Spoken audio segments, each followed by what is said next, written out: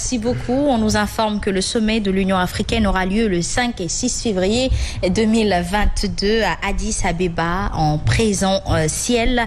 Kon nag président Macky Sall xam naa je pense que qu'il est prendre fonction moment en tant que président de l'Union africaine. waaw ma fas yéene taxaw rek lépp lu nga xamante ne jafe-jafe yi réewu Afrique yi di jànkonteel ñu mën koo saafara parce que tamit bu fekkee ni ñun suñu biir mënuñoo jàppalante du keneen mooy ñëw di ñu ko defaral kon nag nañu fexe manko juboo nekk benn di xàccandoo di dóorandoo ngir Afrique ngeen a suqaliku. Justement, quand on parle de l'Union africaine, on parle des pays de l'Afrique francophone.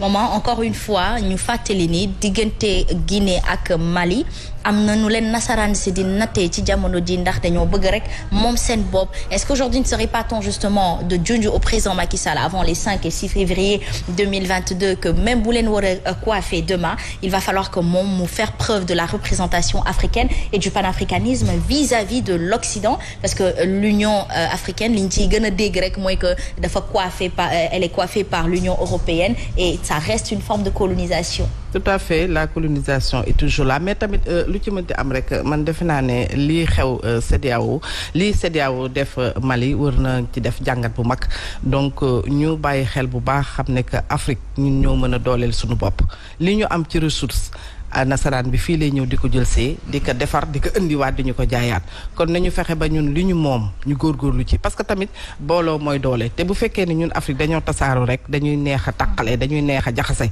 mais comme nag am nañ suñu benn kuréel boo xamante ne danañ ci sottante xalaat maanaam président yi ñoom nee nañu danañ ci sottante xalaat waaye nag ñuy bañ rek di bàyyi ki nga xamante ne mooy nasaraan bi di ñu fal salfaañi parce que ñoom loolu moo leen arrangé ñun suñu biir bu ñu juboo rek dinañu am lu mag te kat nag ñoom ñuy wax seen indépendance du loo xam ne dina yomb parce que déjà dañ leen ay colonie française lañu te France moom fu mu jàpp rek da cee ngooy mu dagg mais fii ñu toll nii élan la boo xam ne ñun suñu biir dañ ko war a maanaam seetaat ñun africains yi parce que tamit lii Mali nekkee nii buñ ci jógul trouver ci solution bu ëllëgee mën maanaam revers de la médaille mën na ñëw ci ñun. Justement moom wax na lu am solo mooy dañu war a booloo doon benn say.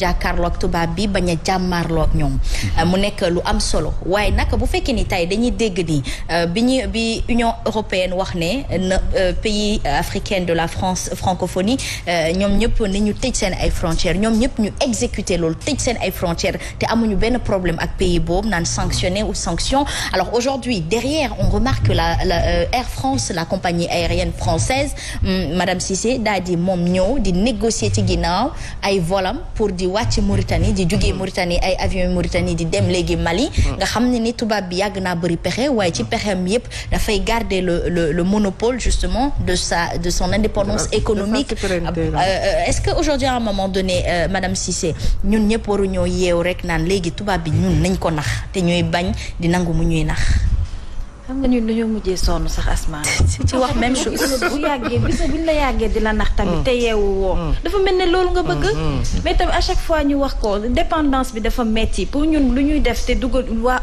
européens yi dugaluñ ci seen loxo rek duñ ci génn donc loolu il faut que ñu bàyyi ko Union africaine la ñu wax na Afrique bi yëpp booloo def benn bloc ñu trouver terrain d'entente moom moo gën parce que boo nee Union européenne ñoom ñu ngi koy wane bu baax a baax entre ñoom donc pourquoi fii ñu bëgg je sais pas ñu bëgg a casser li nga xamante ne moom mooy suñu relation yi ñu am ak entre pays africains yi donc loolu il faut que président yi ci boppam ñu am seen fulla boobu lañ war a teg te xool dañoo manqué fulla ak rigueur nañu xool li nga xamante ne moom moo leen arrangé ñu koy imposer nañuy imposer seen bopp à chaque fois. Très bien. En tout cas, on a vu avec l'Union européenne le Brexit, les pays comme Londres qui est sorti de l'Union européenne et tant d'autres d'ailleurs. Amuñu ci problème, amuñu ci sanction. Pourquoi Mali war a am sanction? Pourquoi la CEDEAO? Mali a le pouvoir, je crois, de même sortir de la CEDEAO et de rester un pays indépendant. Et mën na mujjee ci royaume. Le Maroc est là, c'est un bel exemple. Alors est-ce que ñun tamit waruñoo commencer di gëm suñu bopp xam na ne bu ñu mënul dimbalante suñu biir ci booloo mooy doole ñu fexe rek ba gëm suñu bopp ndax Maroc pendant un moment s'était renfermé sur elle-même et ce pays-là finalement aujourd'hui a sa propre monnaie, a son indépendance et que financièrement nasaraan si sax boo leen waxee vacances dañu naan non mais si tu veux une vacance à l'européenne tout en ayant une touche africaine va au Maroc. mais Asma xam nga problème bi mooy fi mu nekk nii France dafa tiit. parce que gis nga Mali fi mu wéeru dafay wéeruwaay bu dëgër. ndax Russie c'est une très grande puissance. donc bu taxawee ne man Russie laa àndal Russie taxaw di ko aaral ay frontières am ñoom dañuy am tiitaange dooñu nag moo tax fi mu nekk nii yox yi sax nag daf leen warul fii mu nekk les présidents africains yi yox yi waru leen. dañoo taxaw war a dóor sur la table. ne nag France xoolal lu ñuy njàgg te mooy njàgg te lii moom duñ ko bàyyi mu dem. non moom Aïcha man je trouve ça anormal que Mali sax dem bay sukkandiku ci ay Russie actuellement il est temps que tamit ñu gën a nag mën a dëggal la coopération sud-sud entre les pays africains. parce que tamit comme on dit l'union fait la force. bëgganteew ñu suñu biir ñun ñoo bëgganteew suñu biir Famanta ñun. tu sais à chaque culture il y a une origine. suñu ay maam nous étions des animistes c'est-à-dire gëmuñoon dara. ay garab ay xërëm ay yooyu la ñu gëmoon. voilà ñu gëm découper Afrique. ak ñoo gëmoon dara. dañoo sentiroon ne tey am na tey nu ñuy gën a diviser Afrique. découpage parce que da ngay fekk benn peuple boo xam ne même peuple nga xar ko. dugal ko ci biir Gambie yow Gambie ak Sénégal on peut dire que même c'est le même peuple. maman xam nga tubaab bi day diviser pour mieux régner. tey foofu la taxawee. day diviser Sénégal diviser Mali. diviser yeneen pays yoo xamante nii dañu bokk ci CEDEAO. dañu wax CEDEAO ñoom dañu war a booloo nekk benn ñoom jot na tey ñu booloo nekk benn président Macky Sall mi nga xamante nii moom moo nar a nekk moom mooy suñu président fii Sénégal nar a nekk président CEDEAO moom mooy dëggal boppam. gëm ni moom africain la. boole pays Afrique yëpp ñu jàkkaarloog tubaab bi xam nga mbir. boo bëggee ku la coloniser ndax mu ngi ñuy coloniser ba léegi. doo xeex ak moom. da ngay jàkkaarloog moom. nga defanteeg moom li nga bëgg defanteeg moom. ndaxte yow li nga soxla. moom li mu soxla yow yaa ko yore. justement maman quand je parle de nos originalités c'est-à-dire tubaab bi lu mu saay du ñoo def la violence pour nga topp ko. day xool li ci sa jukko yow lu nekk ci sa biir xol bi nga koy nëbb askan gi di ko nëbb sa bopp. fa lay jaar daal di la ruubee orienté la nga wor sa morom. wor boobu mooy tax bëggantewuñu suñu biir. parce que suñu taxawoon. président Macky Sall il est appelé à être justement le président de l'Union africaine.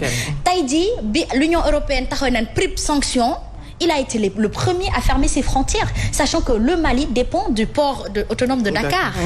Aujourd'hui lépp lu war a dugg Mali muy ci jën ak li ni mel Sénégal lay jógee lépp luy jógee ci seen ay oto sax ci ñun lay jógee donc économiquement il est le premier à être touché et à être atteint mais il ne s'en rend pas compte parce que l'Union européenne a décidé ou on a décidé ainsi et c'est justement dans ce sens-là que les gens ont des fois peur de lui faire confiance dans un sens de nous coiffer ou de nous diriger vos façons de faire laissent à désirer bàyyi leen ci xel bu baax a baax africains yi dañu leen yaakaar moo tax ñu fal leen